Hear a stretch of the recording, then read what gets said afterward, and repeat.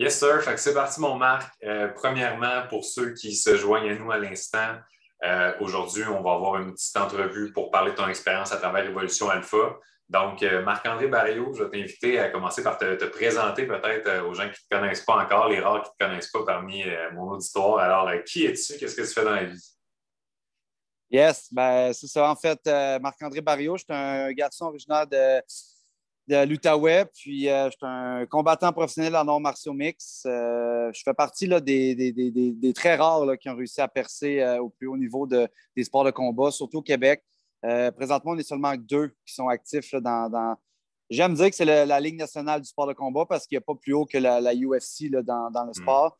Puis ça fait maintenant là, presque 3 ans, ça va faire 3 ans en novembre là, que j'ai signé là, le fameux contrat pour atteindre mon rêve. Là, puis c'était un rêve, c'est devenu réalité. Maintenant, ça a pris un autre tourneur parce que quand tu veux quelque chose, tu l'atteins, tu veux le conserver. Puis c'est là que j'en suis maintenant avec tous les sacrifices que j'ai faits. Mais c'est ça. Combattant professionnel, un passionné de plusieurs autres choses aussi là, en même temps. C'est ce que j'ai pu découvrir là, dans mon processus là, dernièrement. Là. All right. Puis justement, tu sais, le fait de pouvoir être un combattant professionnel, tu sais, ça fait déjà des années que tu fais ça, puis c'est très alpha, entre guillemets, on va dire les vraies affaires. Là, tu sais, ta job, c'est de te battre, dans le fond. Puis je me demandais, tu sais, qu'est-ce qui fait qu'un gars comme toi, justement, qui fait ça dans la vie, qui a ton background, tout ça, qu'est-ce qui fait que quand tu as vu passer l'expérience d'évolution alpha, tu t'es dit que ça pourrait peut-être être bon pour toi? Ben, en fait, moi, j'ai toujours vu un peu la vie comme une bataille. J'ai jamais été quelqu'un de violent dans la vie, mais j'ai toujours été, selon mes valeurs aussi familiales, qu'il fallait se battre pour atteindre nos objectifs, nos passions, puis avoir ce qu'on mérite dans la vie. Puis, je te dirais que j'ai vagué là-dessus une bonne partie de ma vie, de ma carrière, mon début de carrière. Puis, j'ai frappé un mur à un moment donné, puis je trouvais que c'était beaucoup, j'avais donné trop d'importance à l'athlète et j'avais oublié l'humain derrière l'athlète. Puis j'étais perdu, je cherchais des points de repère, puis j'ai mis de côté peut-être mon orgueil et mon statut. Quand j'ai voulu aller chercher de l'aide, je l'ai dit d'emblée là, aux gars dans la cohorte puis à tout le monde. Aujourd'hui, ce n'est pas Powerbar l'athlète, c'est Marc-André Barrio, l'humain, qui se présente et qui a besoin de pouvoir vous parler. Donc, j'ai juste baissé ma garde pour une fois pour la solidifier par la suite. Puis voilà le résultat que ça a donné. Là. Puis, c'était quoi tes attentes, dans le fond, en rejoignant un programme comme ça, de base? J'ai toujours été quelqu'un de très ouvert. Je n'avais pas de préjugés. Même si je me dis, je réussis dans mon sport, je n'ai pas besoin de coaching ou quoi que ce soit. Non. Ma mère, c'est ma coach éternelle. Je prends des conseils ici et là. Je prends ce qui va bien avec moi. Je l'adapte. Je l'adapte. Je me suis vraiment dit, regarde, Marc, il y a une opportunité qui se présente à toi. Bon feeling avec toi, Manu. Après ça, j'ai juste tout mis en place. J'étais une bonne place dans ma vie pour me dire, OK, c'est là que tu en as besoin plus que jamais. Puis, j'ai juste, comme je dis, j'ai sauté dedans sans me poser trop de questions. Puis, ça m'a juste permis de me découvrir encore plus à 100%, puis de pouvoir aussi partager là, ce que j'ai, moi aussi, à offrir. Là. Puis, dans le processus d'évolution alpha qui dure 7 semaines, évidemment, chaque semaine a sa propre thématique à travers laquelle on va se découvrir, on va apprendre à se connaître, on va apprendre à être vulnérable, à affronter nos démons. Toi, de toute cette expérience-là, des 7 semaines d'évolution alpha, tu dirais que c'est quoi la chose, si tu avais à le définir en une phrase, que ça t'a le plus apporté de faire partie du programme? Moi, en fait, c'est pas compliqué. C'est vraiment là, d'ouvrir de montrer que j'étais quelqu'un de vulnérable à travers ma carapace de combattant, puis de pouvoir démontrer justement, encore une fois, ça revient un peu à ce que j'ai. Moi, j'appelle ça beaucoup des dualités, de montrer c'est qui l'humain à travers ça. Même si j'ai un statut d'athlète, j'ai un statut populaire, on peut dire, je voulais le mettre de l'avant. Fait il y en a beaucoup qui ne veulent pas faire ça. Moi, c'est ce que je voulais. Je voulais me mettre vraiment m'ouvrir pour montrer, regarde, c'est Marc-André, j'ai des bébites, moi aussi, j'ai des démons. On est ici pour les régler entre boys. Il n'y a pas de jugement, juste de l'accompagnement. Puis ça a juste fait partie là, de l'escalade vers le haut qui s'est présenté par la suite pour moi. Fait que je peux dire que ça a été une win là, à 100%. Fait que qu'est-ce que tu dirais que c'est le plus transformé, disons, dans ton mindset ou en toi à travers l'aventure? Tu sais, si on compare le Marc avant Évolution Alpha versus le Marc après, qu'est-ce que tu dirais qui a le plus changé? Marc-André, avant, était un gars super confiant. Aujourd'hui, il est encore plus confiant. Mais c'est surtout le fait qu'avant, je laissais beaucoup de choses au hasard. C'est comme si je me disais, il y a de la magie qui opère toute seule, puis ça fera ce que ça fera. Maintenant, avec tes conseils, Manu, avec plein de choses, on ne laisse rien au hasard. On travaille pour, on met l'énergie nécessaire pour, justement, tous les micro-détails qui font en sorte que j'aurais pu ça ne déboulera plus par en bas comme ça a fait, parce que c'est ça qui est arrivé. Une chose que j'ai laissée au hasard, d'en amener une autre. Puis là, ma dégringolade, elle s'est faite, puis c'est là que j'ai frappé le fond. Puis ça n'a vraiment pas été plaisant. C'est pas quelque chose qui me ressemble. Puis, fait qu'à la place, j'ai rien laissé au hasard. J'ai été chercher les tactiques, les techniques avec tous les boys.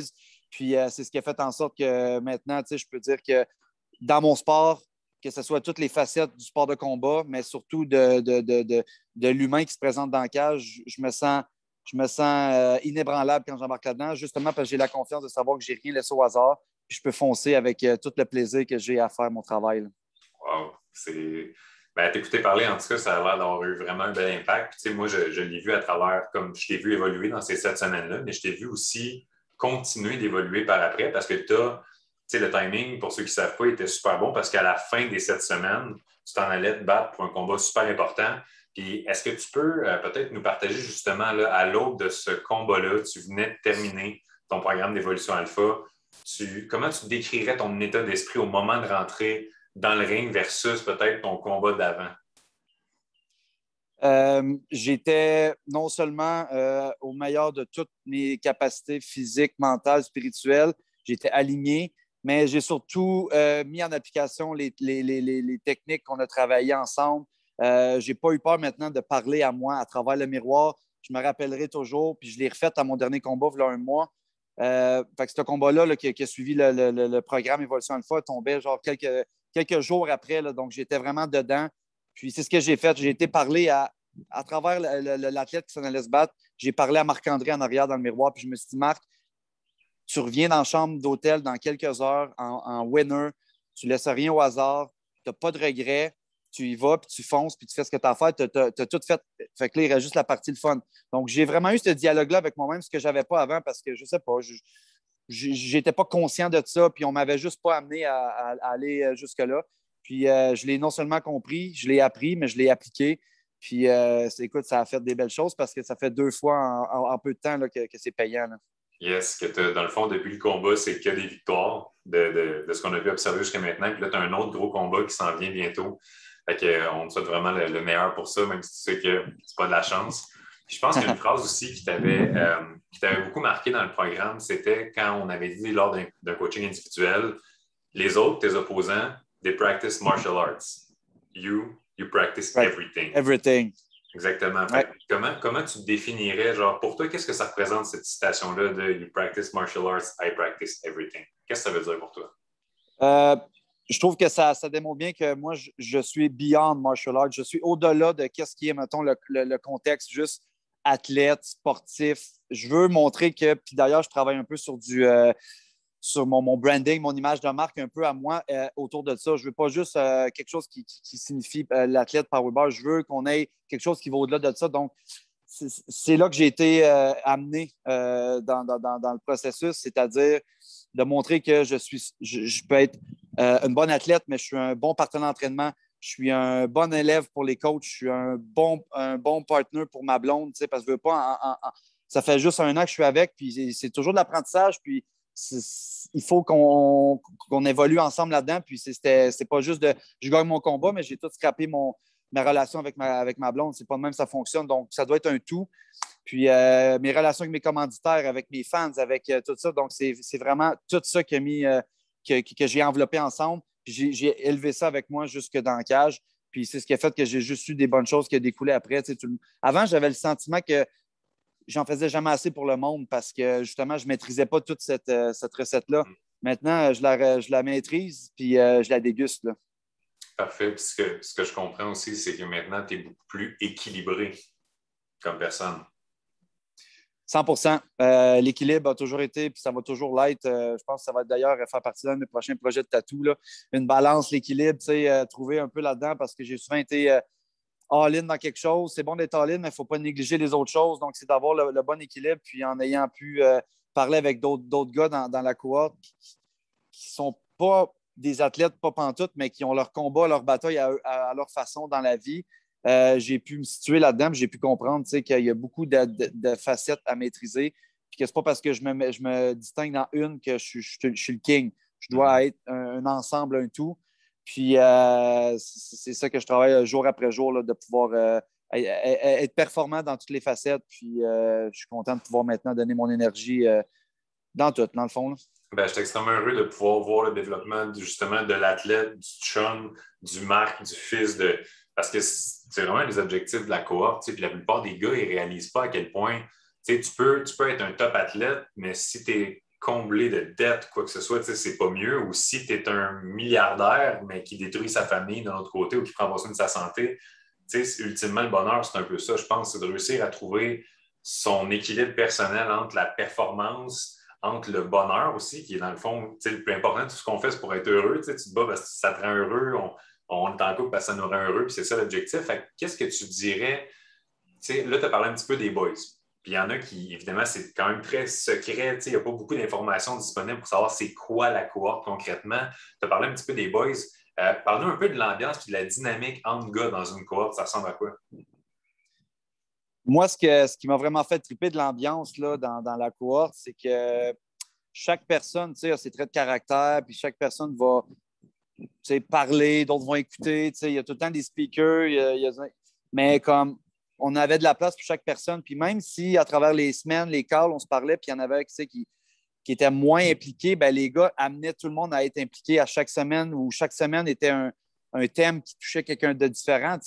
Moi, j'ai moins parlé quand c'était le temps de la business parce que j'ai pas d'entreprise, mais j'ai pris beaucoup d'informations parce que je veux bâtir j'ai toujours une fibre entrepreneur, puis là, je veux mettre ça à profit. Donc, j'ai été chercher des choses à travers ça. Mais il y a d'autres moments quand on parlait de performance, mindset, santé, nutrition, ben là, je parlais, puis ça me faisait du bien parce que moi, en m'entendant parler, ça rentrait dans ma tête à me dire, OK, Marc, tu dis ça à eux, mais il faut que tu sois real. Fait que tu le fais. Tu comprends-tu? Tu dois le faire. Donc, c'est comme ça que je m'écoutais parler. Puis ma blonde, pendant mes calls, elle était là, puis elle écoutait. Puis à chaque fois que je décrochais mes écouteurs, puis elle était comme aïe, elle a dit, t'as l'air vraiment comme, il y a quelque chose qui tourne autour de toi. Puis elle dit, j'ai pas été sur l'appel, mais j'imagine juste l'énergie que ça a pu donner, le feu que ça a pu apporter.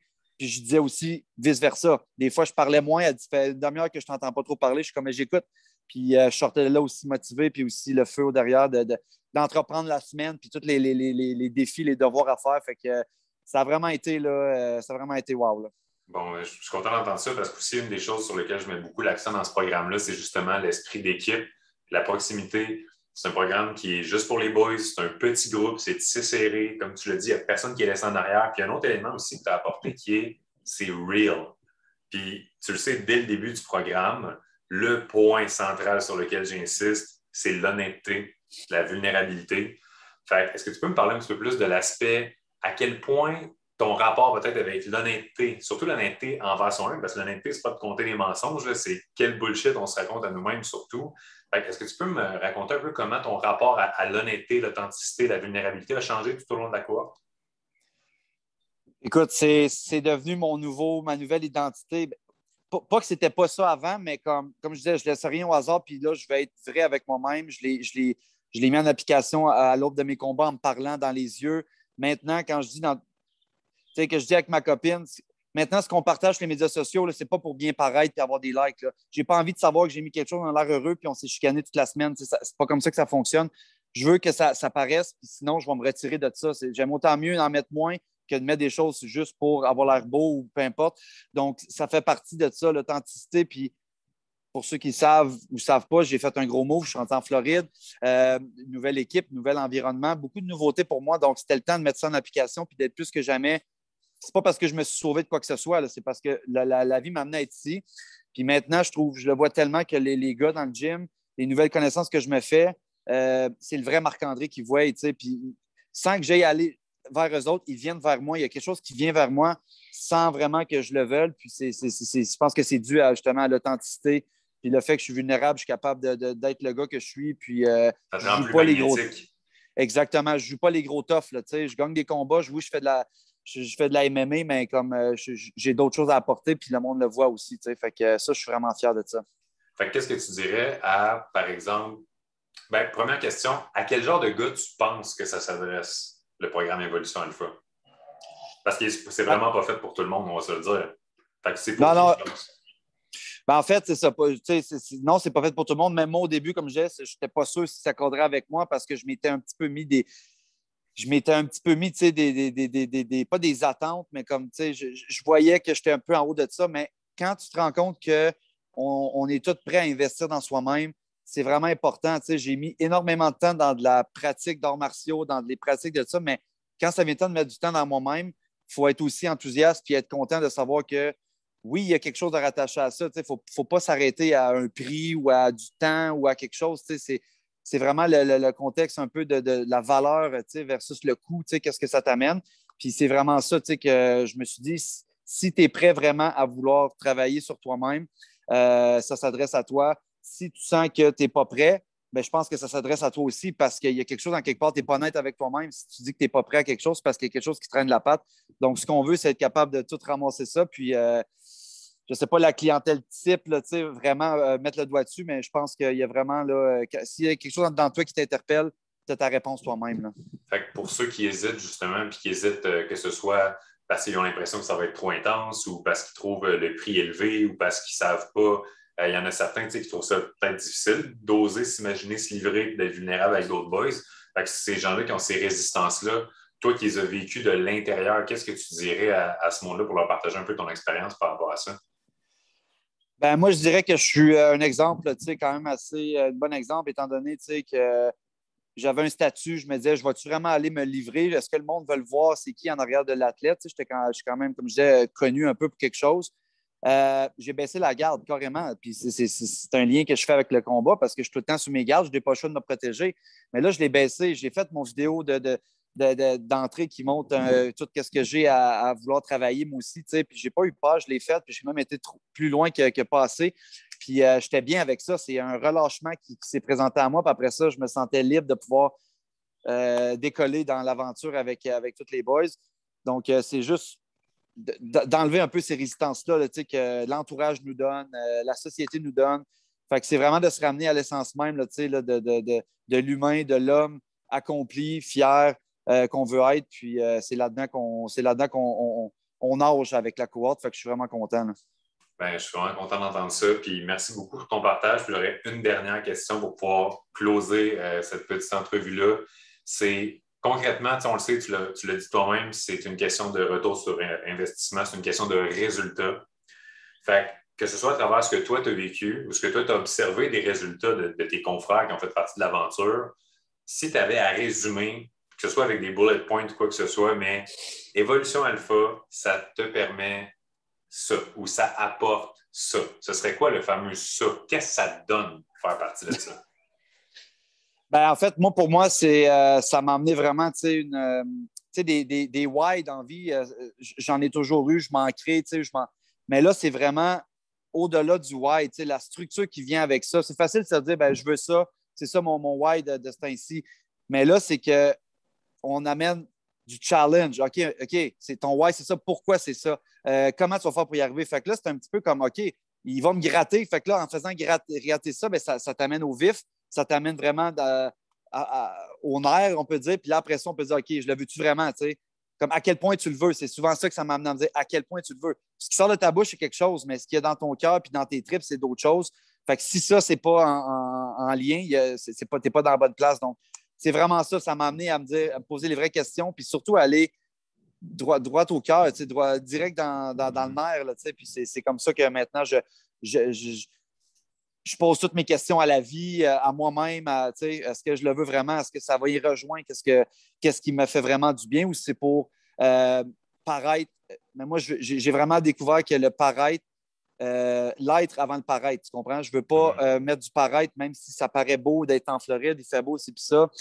C'est pas juste se paraître, je suis bien ici, je me sens à ma place, je l'incarne à tous les jours, puis je suis reconnaissant. Donc, c'est tout ça qui a fait en sorte que je suis qui que je suis aujourd'hui. Puis je peux dire que ça a été un gros turning point quand j'ai fini la cohorte là, avec vous autres.